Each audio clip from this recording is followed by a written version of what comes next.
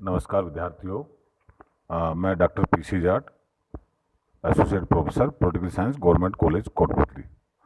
BA part second के second paper भारतीय राज्य व्यवस्था में आज हम भारतीय संघीय व्यवस्था पर परिचर्चा करेंगे। देखिए,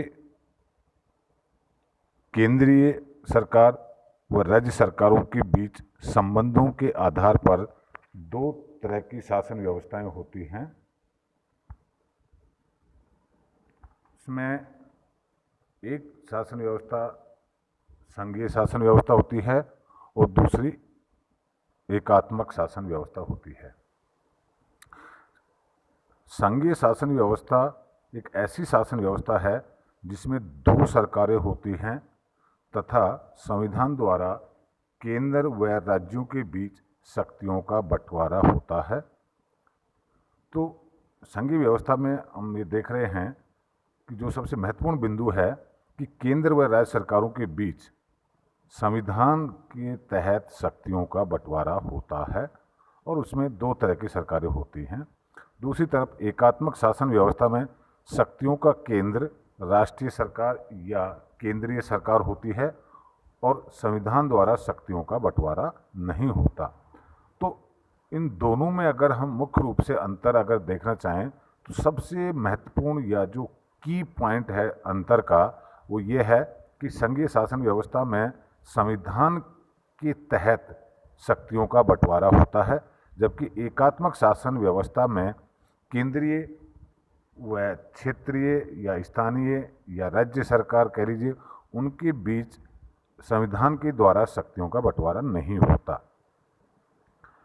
अब हम बात करते हैं कि एक संघीय शासन व्यवस्था कैसे अस्तित्व में आती है। दरअसल एक संघीय शासन व्यवस्था दो तरह से अस्तित्व में आती है। नंबर एक, एकीकरण द्वारा और नंबर दो, विभेदीकरण द्वारा।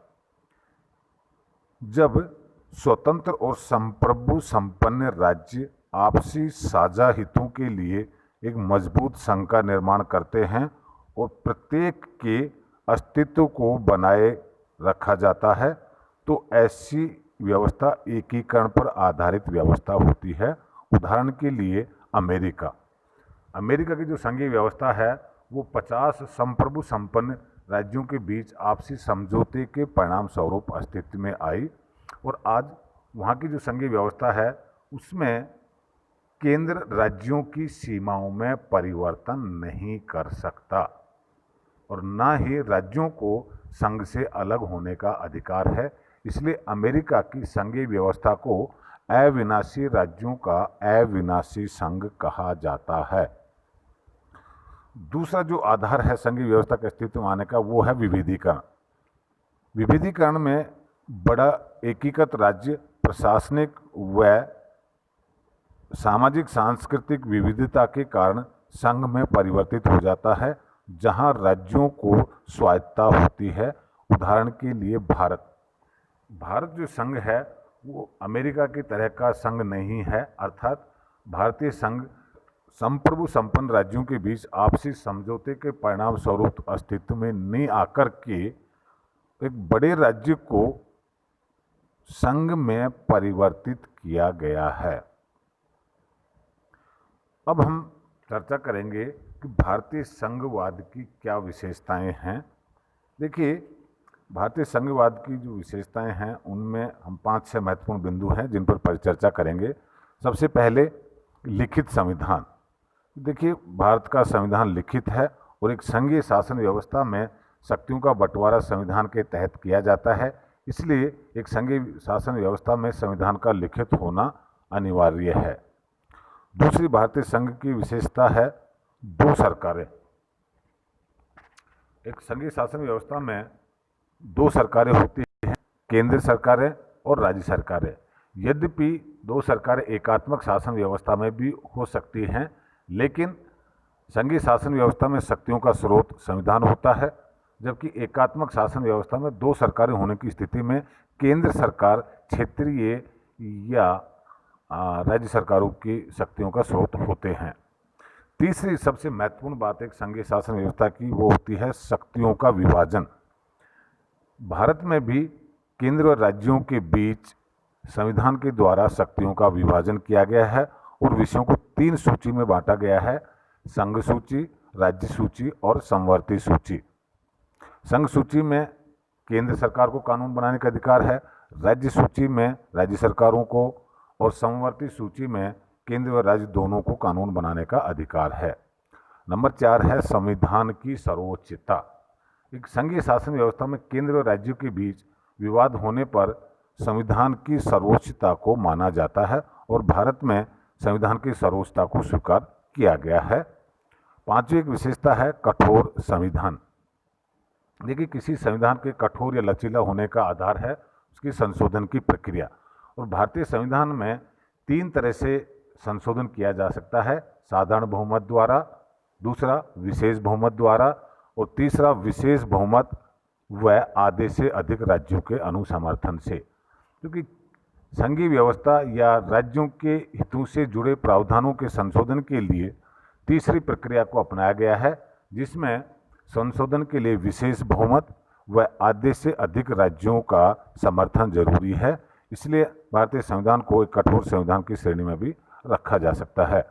और अंतिम है स्वतंत्र न्यायपालिका। क्योंकि एक संघीय शासन व्यवस्था में केंद्र व राज्यों के बीच टकराव की स्थिति में एक स्वतंत्र न्यायपालिका का होना बेहद जरूरी है कि केंद्र और राज्यों के बीच अपने हितों को लेकर के टकराव होने पर न्यायपालिका ही उन विवादों को सुनती है, और भारत का सर्वोच्च न्यायालय केंद्र राज्यों के बीच विवाद को सुनने का प्राथमिक क्षेत्राधिकार रखता है और भारतीय संविधान द्वारा न्यायपालिका की स्वतंत्रता को स्थापित किया गया है। तो इसके साथ ही हम देखते हैं कि भारतीय संविधान संघवाद होते हुए भी उसमें कुछ एकात्मक विशेषताएं जोड़ी गई हैं। उन एकात्मक विशेषताएं क्या हैं, उन पर हम देखते हैं। सर्वप्रथम है सशक्त केंद्र। क्योंकि भारतीय संविधान में संघीय शासन व्यवस्था का प्रावधान तो किया गया है, किंतु साथ ही एक सशक्त केंद्र की स्थापना भी की गई है।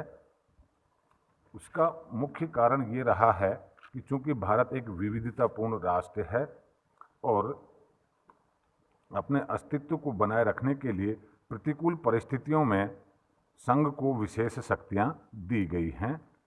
उसमें जैसे हम चर्चा करें कि केंद्र को अधिक शक्तियां हैं, जैसा कि हमने परिचर्चा की कि 3 सूचियां दी गई हैं: संघ सूची, राज्य सूची और समवर्ती सूची। क्योंकि संघ सूची पर संघ सरकार और राज्य सूची पर राज्य सरकार को कानून बनाने का अधिकार है, तो समवर्ती सूची पर केंद्र व राज्य दोनों को ही कानून बनाने का अधिकार है। किंतु दोनों के कानून में टकराव होने की स्थिति में केंद्र सरकार के कानून को वरीयता दी जाती है। इसी तरह से अन्य और भी प्रावधान हैं कि जो अवशिष्ट विषय हैं वो भारत में केंद्र सरकार के पास निहित हैं, जबकि हम अमेरिका में देखें तो अमेरिका में जो अवशिष्ट शक्तियां हैं वो राज्यों के पास निहित हैं। दूसरा जो आधार है वो है राज्य अनश्वर नहीं हैं। जैसे हमने अमेरिका की संघीय व्यवस्था में देखा कि अमेरिका का जो संघ है वो अविनाशी राज्यों का अविनाशी संघ है, अर्थात वहाँ पर न तो राज्यों को संघ से अलग होने अधिकार है और ना ही केंद्र राज्यों की सीमाओं में परिवर्तन कर सकता है। दूसरी तरफ भारत में अगर हम देखें, भारतीय संसद साधारण बहुमत के द्वारा राज्यों की सीमाओं में परिवर्तन कर सकती है, इसलिए भारतीय जो संघ है वो अनश्वर नहीं है। तीसरी जो बात है एकात्मक संविधान की, वो एकल संविधान। अमेरिका में अगर हम देखें तो वहाँ पर संघ व राज्यों के अलग अलग संविधान हैं। दूसरी तरफ भारत का एक ही संविधान है जिसमें केंद्र सरकार की शासन व्यवस्था और राज्य सरकार की शासन व्यवस्था, दोनों ही की शासन व्यवस्थाओं के बारे में उल्लेख किया गया है। तो यहाँ भारत में हम देख रहे हैं कि एकल संविधान को अपनाया गया है। साथ ही भारत में एकल नागरिकता का प्रावधान किया गया है। अमेरिका की जो संघीय शासन व्यवस्था है उसमें दोहरी नागरिकता का प्रावधान है, तो कि एक यूएसए की नागरिकता अर्थात संयुक्त राज्य अमेरिका की नागरिकता प्रथम, और द्वितीय उस राज्य की नागरिकता। लेकिन भारत में एकल नागरिकता को ही अपनाया गया है। पांचवा जो एकात्मक विशेषता का लक्षण है वो है आपातकालीन उपबंध। यद्यपि शक्तियों का औपचारिक रूप से बंटवारा किया गया है, लेकिन अनुच्छेद 352, 356 और 360 के तहत केंद्र को आपातकालीन लगाने के अधिकार दिए गए हैं।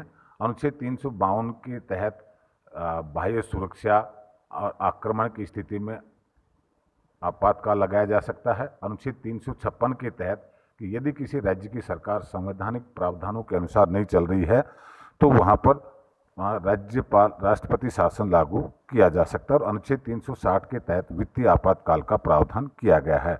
आपातकाल की स्थितियों में जो शक्तियों का जो बंटवारा है वो भंग हो जाता है और शक्तियाँ केंद्र सरकार सभी विषयों पर कानून बना सकती है। और छठा एकात्मक विशेषता का लक्षण है एकीकृत न्यायपालिका। एक संघीय शासन व्यवस्था में जहाँ केंद्र का एक न्यायपालिका का अपना ढांचा होता है, साथ ही प्रत्येक राज्य का भी अपना न्यायपालिका का एक ढांचा होता है। लेकिन भारत में हम देख रहे हैं कि सरकार दो होती हैं, केंद्र सरकार और राज्य सरकार, लेकिन न्यायपालिका की एकीकृत व्यवस्था को अपनाया गया है। और उसका जो स्ट्रक्चर है वो हम देखते हैं कि हर प्रांत में एक उच्च न्यायालय होगा और पूरे देश का एक सर्वोच्च न्यायालय, अर्थात उच्च न्यायालय के निर्णयों को सर्वोच्च न्यायालय में चुनौती दी जा सकती है। तो इस तरह से भारत में एकल न्यायपालिका की व्यवस्था को अपनाया गया है। और सातवां प्रावधान है जो एकात्मक व्यवस्था का लक्षण लिए हुए है वो राज्यपाल की नियुक्ति। कि राज्यों में जो राज्यपाल है वो संवैधानिक प्रधान की भूमिका में होता है, लेकिन इसकी जो नियुक्ति है वो केंद्र सरकार द्वारा की जाती है। दरअसल इसके पीछे मुख्य कारण ये रहा कि जब देश आज़ाद हुआ, भारत स्वतंत्र हुआ, तो देश की एकता और अखंडता को बनाए रखने के लिए इस बात पर विमर्श हुआ कि भाई राज्यपाल की नियुक्ति कैसे हो। तो एक विकल्प ये था कि सीधा जनता द्वारा चुना जाए। तो ऐसी स्थिति में तो मुख्यमंत्री और राज्यपाल के बीच टकराव होना स्वाभाविक है अपनी शक्तियों को लेकर के। दूसरा विकल्प ये हो सकता था कि राज्य की विधायिका के द्वारा राज्यपाल का निर्वाचन किया जाए। तो ऐसी स्थिति में ये संभावनाएं व्यक्त की गई कि राज्य सरकार मिलकर के और षड्यंत्र कर सकते हैं और इससे भारत की एकता और अखंडता को खतरा पहुंच सकता है। इसीलिए तीसरे विकल्प के रूप में कि राज्यपाल केंद्र के द्वारा नियुक्त किया जाए, इस विकल्प को अपनाया गया ताकि राज्यपाल वहाँ की सरकार की गतिविधियों के बारे में केंद्र को अवगत कराता रहे। तो और राज्यपाल को कुछ विशेष शक्तियाँ भी दी गई हैं। इस तरह से राज्यपाल की नियुक्ति का अधिकार और उसकी विशेष शक्तियाँ भी एकात्मक व्यवस्था के लक्षण को इंगित करता है। अब हम अंत में परिचर्चा करते हैं कि भारतीय संघीय शासन व्यवस्था में जहाँ एकात्मक शासन व्यवस्था के लक्षण हैं, तो मूल रूप से संघीय व्यवस्था के ढांचे को भी अपनाया गया है। इस पर अलग अलग विद्वानों की अलग अलग राय रही हैं। केसी वियर ने इसे अल्प संघीय शासन व्यवस्था कहा है कि जहाँ पर संघीय व्यवस्था तो है लेकिन शक्तियों का जो बंटवारा केंद्र की तरफ झुका हुआ है और एकात्मक व्यवस्था के विशेष लक्षण उसमें निहित हैं, इसलिए उन्होंने अल्प संघीय या अर्ध संघीय कहा है। तो के संथानम ने इसे औपचारिक रूप से संघीय शासन व्यवस्था बताते हुए एकात्मक शासन व्यवस्था वाला संविधान कहा है। अर्थात कि भारत का संविधान औपचारिक रूप से तो संघीय है किंतु वह एकात्मक शासन व्यवस्था की ओर झुका हुआ है। पश्चिमी विद्वान मॉरिस जोन्स, जिसने भारतीय शासन और राजनीति पर काफ़ी अध्ययन किया है, उन्होंने भारतीय संघीय व्यवस्था को सहमति वाला संघ माना है। और ग्रेविल ऑस्टिन ने भारतीय संघ को सहकारी संघीय व्यवस्था वाला संविधान कहा है। भारतीय सर्वोच्च न्यायालय ने 1994 में बम्बई मामले में भी भारतीय संविधान को संघीय संविधान माना है। इस तरह से हम देखते हैं कि भारत का जो संविधान है उसके अंदर संघीय व्यवस्था के लक्षण निहित हैं, किंतु साथ ही कुछ एकात्मक व्यवस्था के प्रावधान भी किए गए हैं। निष्कर्ष रूप में हम ये कह सकते हैं कि भारत का संविधान सामान्य परिस्थितियों में एक संघीय ढांचे के लक्षण रखता है, अर्थात भारतीय संघीय व्यवस्था सामान्य परिस्थितियों में एक संघीय व्यवस्था है, लेकिन विशेष परिस्थितियों में यह एकात्मक व्यवस्था में परिवर्तित हो सकती है। आज का हमारा व्याख्यान हम यहीं पर सीमित करते हैं। अगले व्याख्यान में हम केंद्र और राज्यों के बीच संबंधों पर परिचर्चा करेंगे। धन्यवाद।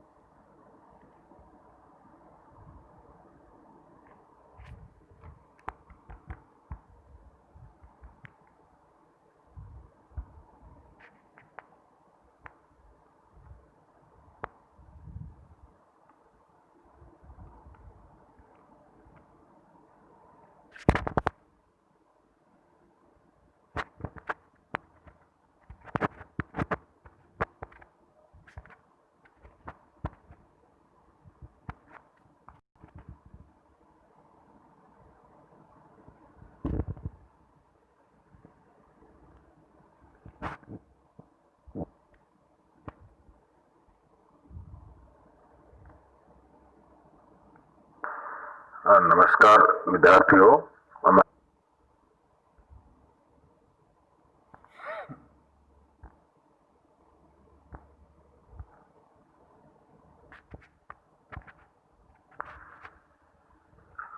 मैं doctor PC Jat, associate professor political science, government college Kotputli, Jaipur, Rajasthan.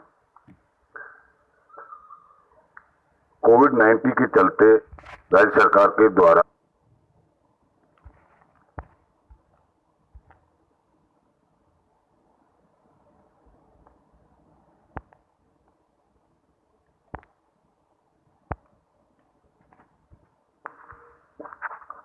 मैं doctor PC Jat, associate professor political science, government college Kotputli, सत्र 2020-21 में आप सभी